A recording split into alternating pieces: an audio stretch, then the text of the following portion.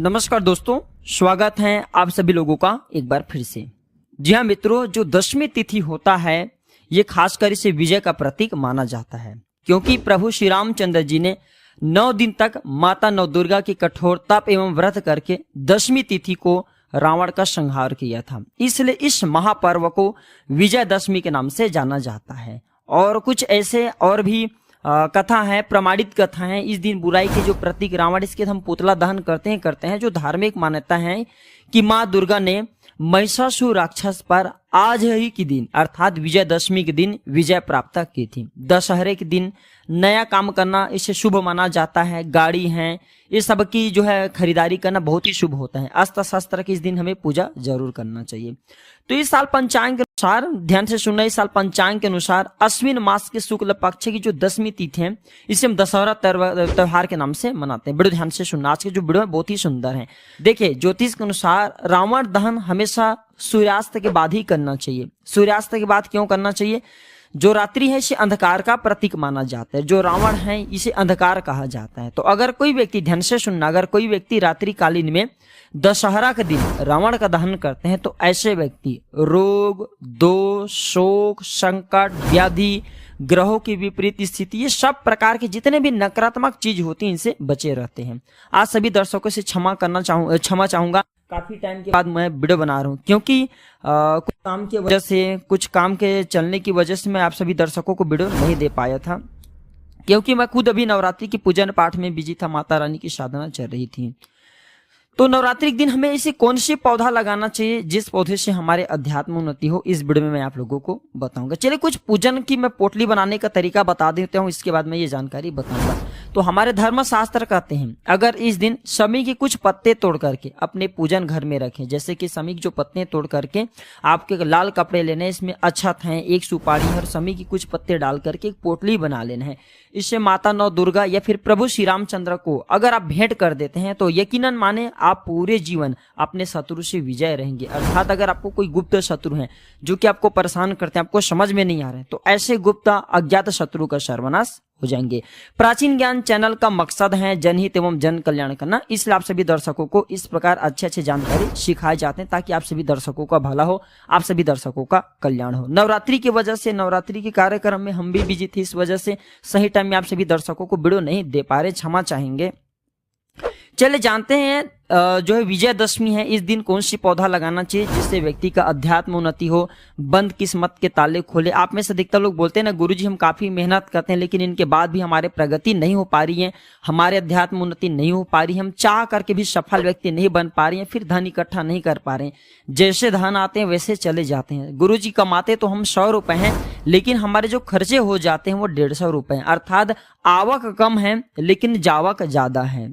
तो इस प्रकार के अगर आप भी समस्या में घिरे हुए, आप चाहते हैं कि आपको मनवांछित नौकरी की प्राप्ति हो जाए, आपको कार्य क्षेत्र में सफलता मिले, तरक्की मिले, आपके बंद किस्मत के ताले खुल जाए, बहुत सारा ढेरों लाभ प्राप्त करना चाहते हैं तो वीडियो को ध्यान से देखना। अभी तक कमेंट बॉक्स में जय श्री राम नहीं लिखे तो जय श्री राम जरूर लिखना, क्योंकि जो विजयदशमी है खासकर प्रभु श्री रामचंद्र जी को समर्पित होता है। इस दिन रावण जैसे दुराचारी का वध करके प्रभु श्री रामचंद्र जी ने धर्म की स्थापना किया था एवं पृथ्वी को अभय मुक्त किया था, अर्थात भय से मुक्त किया था।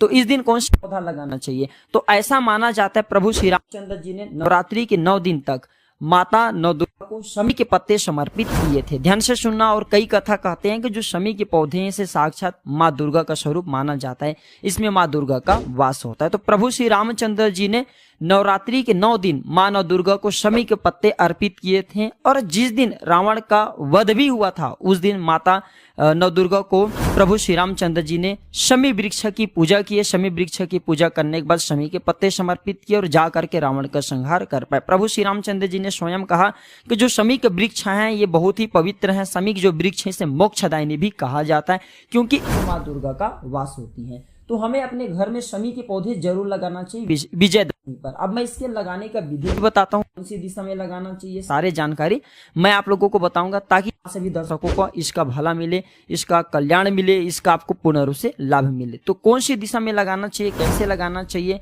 कौन सी टाइम में लगाना चाहिए, सारे जानकारी इस वीडियो में जानते हैं। इससे पहले जानते हैं कि शमी के पौधे अगर हम दशहरा के दिन, विजयदशमी के दिन अपने घर में लगा लेते हैं तो इससे हमें क्या फायदा मिलेंगे। पहला फायदा है कि शत्रु परास्त करेंगे। ऐसा होता है ना, कभी कभी जो अज्ञात शत्रु रहते हैं, हमारे घर के अज्ञात शत्रु रहते हैं, घर परिवार के रहने वाले लोग अज्ञात शत्रु रहते हैं, लेकिन इनके बारे में हमें पता नहीं होता। हमारे धर्मशास्त्र कहते हैं, वनस्पति शास्त्रों में लिखे हैं, जो व्यक्ति अपने घर के पूर्व दिशा में, ध्यान से सुनना, जो व्यक्ति अपने घर के पूर्व दिशा में अगर शमी के पौधा लगाते हैं या फिर दक्षिण दिशा में लगाते हैं, दक्षिण दिशा में माता जो है काली का ध्यान करते हुए अगर शमी के वृक्ष लगाते हैं तो शत्रु का नाश करते हैं। लेकिन खासकर हो सके तो पूर्व दिशा में लगाना।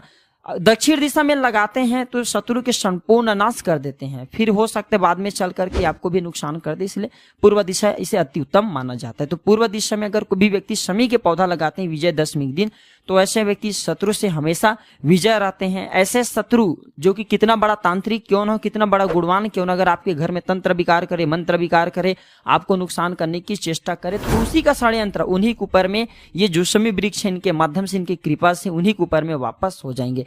तो इस दिन शमी के वृक्ष आप जो है जरूर अपने घर में लगाइए। चलिए मैं इसका दूसरा फायदा बताता हूँ। इससे धनलक्ष्मी प्राप्त होता है। मैं कई बार बोल चुका हूं कि जहां पे पवित्र वृक्ष रहते हैं वहां पे श्री खींचे चले आते हैं। लक्ष्मी को श्री का प्रतीक माना जाता है, धन का प्रतीक माना जाता है।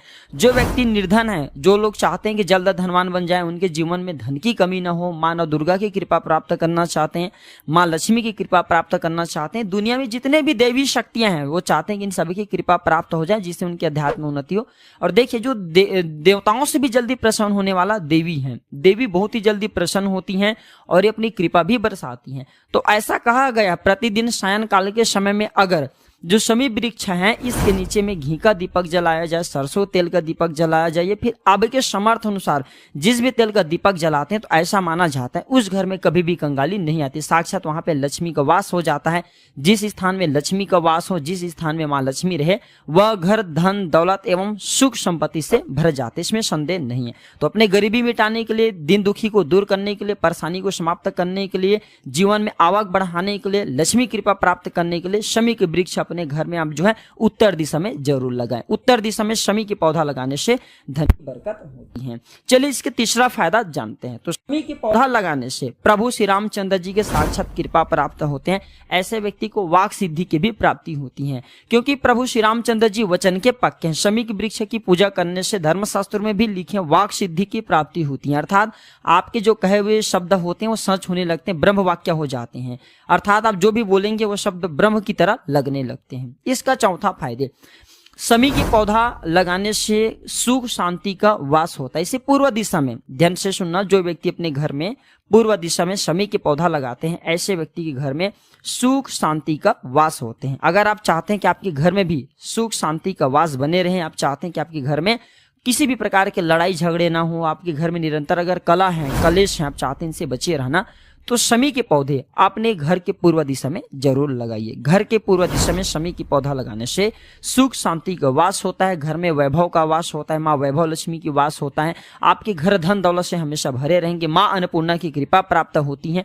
मैं तो बोलता हूँ कि शमी के पौधे हर मनुष्य को अपने घर में जरूर लगाना चाहिए। शमी के पौधा बहुत ही छोटे होते हैं, बल्कि जो पीपल के पौधे हैं, बरगद के वृक्ष हैं, इसे घर में नहीं लगाए जाते। आप छोटे से गमले में लगा सकते हैं, कोई दिक्कत नहीं है, लेकिन शमी के पौधे को आप जो बिना गमले आप अपने घर के पूर्व दिशा में लगा लीजिए, इसके वृक्ष बढ़ने दीजिए। ये वृक्ष जितना ज्यादा बढ़ेंगे उतना ही ज्यादा व्यक्ति की अध्यात्म उन्नति होता है, क्योंकि जो शमी के वृक्ष है इसे सुख शांति का प्रतीक माना जाता है।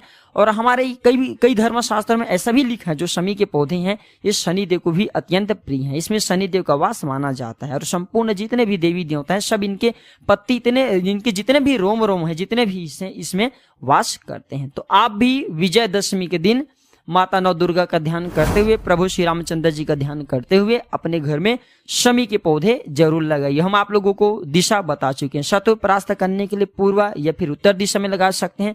धन लक्ष्मी प्राप्त करने के लिए आप जो उत्तर दिशा में लगाइए। प्रभु कृपा प्राप्त करने के लिए आप जो किसी भी दिशा में लगा सकते हैं, लेकिन सुख संपत्ति के वास के लिए, सुख शांति के लिए आप अपने घर के पूर्व दिशा में से जरूर लगाइए। तो ये थे शमी वृक्ष के एवं विजयदशमी के दिन लगाए जाने वाले पौधे की कुछ सटीक जानकारियां। यह जानकारी कैसा लगे हमें जरूर बताना, और क्षमा चाहेंगे आज हमारे जो है वॉइस काफी क्लीन नहीं आ रही होगी, क्योंकि हमारे गला बैठ चुके हैं, क्योंकि हम भी नवरात्रि में काफी लंबे टाइम से माता रानी की साधना कर रहे थे। क्षमा चाहेंगे। तो अगर यह जानकारी थोड़ी भी अच्छी लगी हो तो वीडियो को लाइक कर चैनल को सब्सक्राइब जरूर करना। इस वीडियो को अपने दोस्तों यारों में आगे जरूर शेयर करना ताकि उन्हें भी यह जानकारी प्राप्त हो सकता है छोटे से जानकारी उनके लिए कल्याणकारी साबित हो जाए, उनके लिए मंगलमय साबित हो जाए। वीडियो देखने के लिए धन्यवाद। नमस्कार। जय माता दी, जय श्री राम।